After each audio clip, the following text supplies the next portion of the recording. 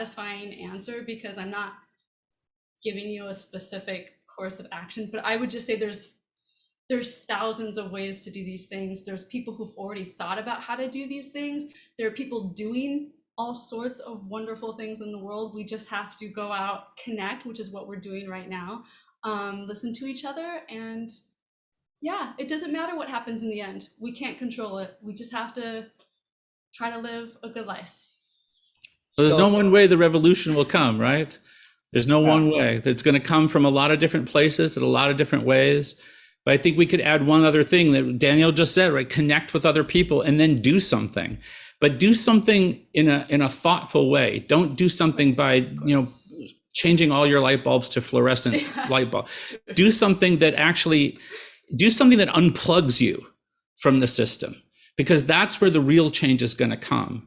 That change is not going to come internal. You cannot dismantle the master's house with the master's tools. They were not built to do that. So find some way to unplug from that and to start living a life that has less and less connection to that larger scale of institutions and government, and do it with other people, do it with communities. And then little by little, changes can happen. And who knows what that future can bring about. And that sense of play, I think, instead of being, obviously these things are very serious and sometimes you want to be serious about things, but being playful as a revolutionary, just thinking, instead of saying, this is going to be so hard, like it's such a burden to be an ally or to work on these questions, just think like, this is what life is about. Like, what else are you going to do with your life? What could be more fun than connecting with community, having real relationships with other humans, animals, plants, and the land? What's better than that? And so I think trying to be joyful, even in the midst of certain death in a lot of ways, I think is the greatest act of resistance against the man, is to try to be happy. Not everybody can be happy. You can't be happy all the time. But I mean, like, joy in being a living creature and realizing that you're just way more powerful than you think. And pushing yourself, just put like, what can I do that I can't even imagine right now? What is possible? Instead of just changing out your light bulbs, just like think about the exciting act of thinking beyond your current boundaries. And again, playfulness, fun, and community is what it's all about. Do you think you need a job? Do you think you need a career? Do you think you need a degree? You think you have to go to school? You think you have to get married? You think you have to have kids? You think you have to live in a family? Do you think you have to live in the city or maybe in a suburb or maybe choose rural life? Do you think of course we all do, because that's what's thrown in front of us. But why? Why does that have to be the only structure of life? We think that it's crazy, but I sometimes tell my students that if you get nothing out of a college education, it had to be boiled down to one lesson. The most important lesson, I think, is that it's the easiest thing in the world to look around you and to say, yeah, this is normal. This is how humans live, right? And nothing's really ever been different and nothing will ever really be different. So let me see what I'm going to do. That's, of course, but that's not the case. If you think about human history, Homo sapiens even been around 200, 300,000 years. States have only been around for 5,000 years. Most humans lived outside of states until about 1,000 years ago. And the large, bureaucratic, modern-looking nation states really only came around 250 years ago. There's a long history of living outside of a state. Only 1% of human beings that have ever lived have lived inside a nation state. So it seems crazy to imagine living outside, but it's not when you step back and get that bigger picture. So a couple of things come to mind. One is we heard two sessions today, Anna Maria and her colleagues from North Lawndale, and we heard Antonio in the last session, who have made a choice. Antonio started out as a pharmacist. He was going to be a conventional member of society, and changed dramatically, and I must say quite an articulate guy, very thoughtful. Anna Maria, not quite as forceful, but accomplishing an enormous amount in North Lawndale and her colleagues in Guatemala. And they may be examples of what you guys are talking about. That is, do what you think you need to do. Don't worry about the revolution yet. You're a tiny part of the forerunner of it if it does come. If not, if it doesn't come, you're changing the world around you in your own way. Yeah, for sure. and always be on the lookout for how easy it is to get co-opted in what you're doing. It's never going to be as simple as Exxon comes along and says, hey, I like that community garden you're doing. Can I give you some money? Then you're going to say, well, I don't know if I want Exxon funding my community garden. It'll never be that obvious. There are other ways of getting co-opted, so it's just working within the system more. And I used to say that I reached a point where, I tried to do activism in the streets, and I lived in South America for a while. I was pretty active down there. And I kind of stopped that because it felt like it was rearranging the furniture on the deck of the Titanic. And I don't want to do that anymore. It's important because people are suffering and you want to help those people right now. But the thing is, if that's all we ever do, then we never have the discussion of, well, why is there a Titanic? Why are we on this ship? What could we do otherwise? And so sometimes it's easy for discussions about sustainability and energy to become, well, how could we shift the Titanic to run on solar power as we're sinking, right? So in the same way that I don't want to rearrange the furniture on the deck of the Titanic, I don't want to talk about how we should best power the Titanic from here on out. I want to get rid of the Titanic. I want it to sink, to save all the individuals, the people, plants, rocks, everything that we can as it sinks, and then live a different way together. So be careful how easy it is to get that conversation co-opted, because there are powers out there that want to do that. We were having a discussion earlier in the week, I think, about an interesting question, Anthropocene. We humans have created climate change. We did it with fossil fuels. So we certainly have the power to upset, let's call it the status quo or the conventional world. But the question was, do we have the power to solve climate change? And of course, our discussion was in the context of let's sustain the present lifestyle. And the sort of prevailing opinion, or at least a very strong opinion among the fellows, was probably not. You probably can't fix it. It's beyond that already, and we haven't seen it go beyond that, but the seeds are there. That I think was a depressing conclusion. But in the context of what both of you have been saying in the last hour, is, well, there is something ahead of that. And after that, let's say we can't save it, so we're gonna have to change it. We don't have a choice. Maybe we'll make some interesting choices about how we want to change it.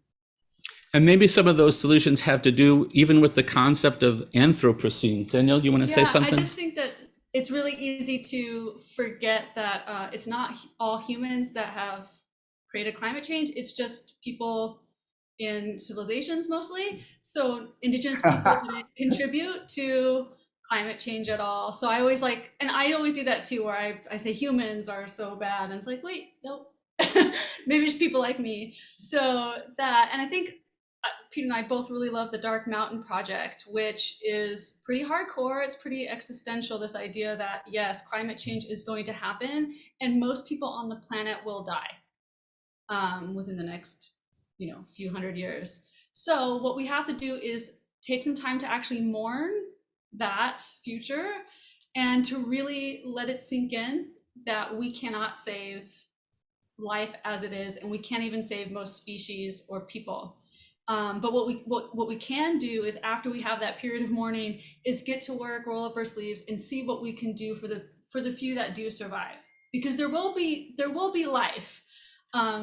It just will be less than what we have now. So there's always hope. And again, it's just like we're always going to die anyway. So to me, I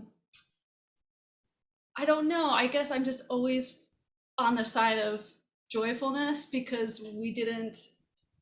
I don't know. Like, life doesn't owe us anything.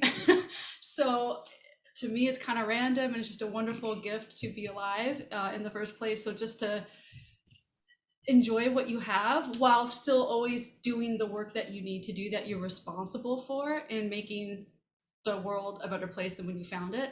But yeah, just admit that most of us are going to die. And that is really sad, but there's always an after, or usually, and then, and that's what we have to do. We have to think about this radical change where we won't have the way of life that we have now, and how can we save the people and help people transition, those that are left. So another thought comes to mind, and we do have to wrap it up here in a few minutes. But and that is nature has a way of dealing with change, including climate change, called evolution. So we humans evolved to live in a world that we're used to now. And we're seeing that that world may change dramatically because the climate will change and we're not adapted to the new climate. And maybe we're not the successful version of humans, or more radically, not the successful species that will dominate after the climate changes take place. So, I mean, there may be within the natural world already a solution working that we just haven't quite noticed yet. And we don't know how radically different the dominant species will be.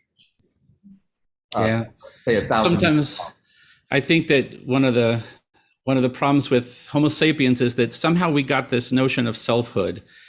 And, you know, evolution just stumbles on things and tries them out and see how it goes. And it stumbled on us with a notion of self-awareness that I don't know if it's radically different than other animals, but I mean, we do have this notion of self for sure.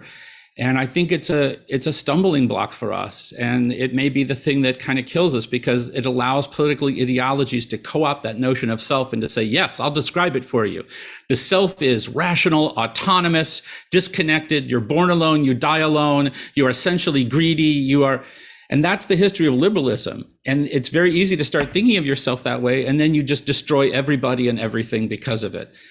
There are other ways to think of the self, but it's kind of hard maybe as a human. So maybe we're not going to be a successful thing, but you know, that's okay too. If we're not, then we need to be living in a way that promotes our mutual flourishing right now.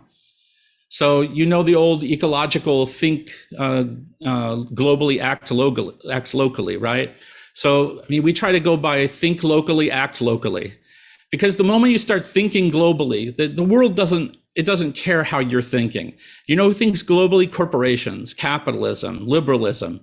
So think locally, act locally. And if we all just do that, then maybe we can have flourishing lives where we promote each other's ability to experience happiness and reach your true potential. And it's not a question of stopping the crisis, because as Danielle points out, it's going to come. On average, species exist for less than 1 million years. Our time is limited, for sure. And in about 5 to 6 billion years, the sun is going to swell so big in its red giant stage, it's going to engulf the Earth. The Earth will disappear. There'll be nothing to keep green anymore. And then there's the heat death of the universe about 10 to the 100th powers from now, which is probably going to be how everything dies. The fact that it's going to be over is not the important point. The fact is, you and I are here right now. People are suffering. What do we need to do about that? And don't let the system give you the answer to that, because it's going to give you a bunch of answers that don't solve anything and just perpetuate the system. It's going to make you think those answers are important too. It's going to tell you this is a really important thing. Pay attention to it. Like, do you want to elect the Democrat or the Republican in this election? Get all excited about it. Go on the street if you want to. Go ahead. It will tell you that's the most important thing you could do politically. It's the least important thing you could do politically. It's about how you live your daily life with people around you. So that is a wonderful thought on which to end this session. I hate to end it. The conversation is so wonderful, but we do have other things. We all have other things that we have to do this afternoon. Thank you, Peter. Thank you, Danielle. What a stimulating, thought-provoking,